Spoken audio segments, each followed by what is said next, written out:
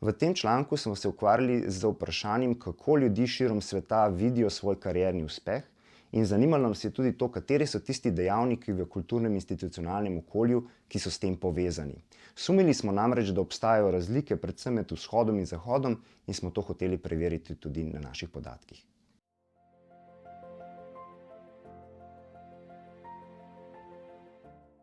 Raziskava je imela vsaj dve posebnosti. Prva posebnost je ta, da smo jo delali v mednarodnem konzorciju, ki je vključevala zelo veliko raziskovalcev celotnega sveta.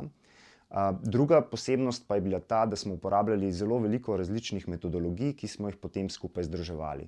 Uporabljali smo kognitivno mapiranje, analizo omrežij, primerjalno kvalitativno analizo, in združevanje vsega tega v en članek je v bistvu bilo zelo zahtevno in je zahtevalo tudi nekaj inovativnosti pri samem pisanju.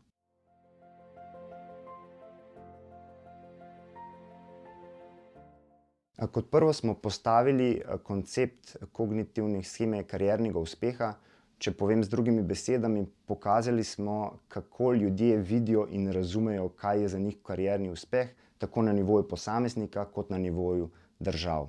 Kot drugo smo ugotovili, kako lahko na ravni držav razporedimo v različne tipe te karierne sheme, in smo na tej podlagi definirali 4 različne arhetipe: modularnega, šibko modularnega, holističnega in razpršenega.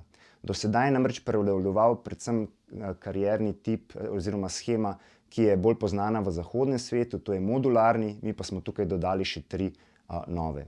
Poleg tega smo uspeli postaviti na podlagi podatkov in po kombinaciji s teorijo različne vzorce, ki so povezani s temi arhetipi. Ugotovili smo, da so tukaj pomembni predvsem kulturne dimenzije individualizma oziroma kolektivizma, toleranca odnosa do moči in pa, da je pomembna tudi razvitost države. Recimo samo kot primer, visoka razvita država je potrebni pogoj za to, da lahko govorimo o modularnih tipih oziroma arhetipih kariernega uspeha.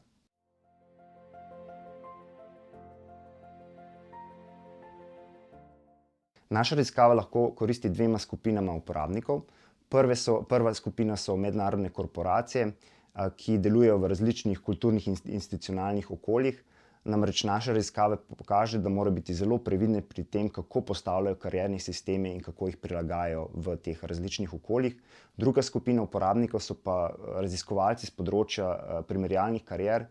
Menimo, da bo ta članek postavil pomemben temelj za to, da bodo lahko nadaljevali raziskovanja, kjer bodo primerjali, kako ljudje razumejo in pa predvsem potem tudi, kako doživljajo svoj subjektivni karierni uspeh preko seveda različnih državnih oziroma kulturnih kontekstih.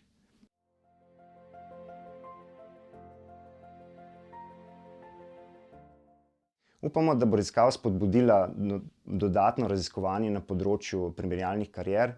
Nekaj indicev v to smer že kaže. Tudi sami v raziskovalnem konzorciju smo na podlagi tega članka potem razvili tudi raziskovalni instrument, vprašalnik, s katerim lahko subjektivni karierni uspeh tudi merimo in pri tem ne zanemarimo različnega razumevanja v različnih kulturnih kontekstih.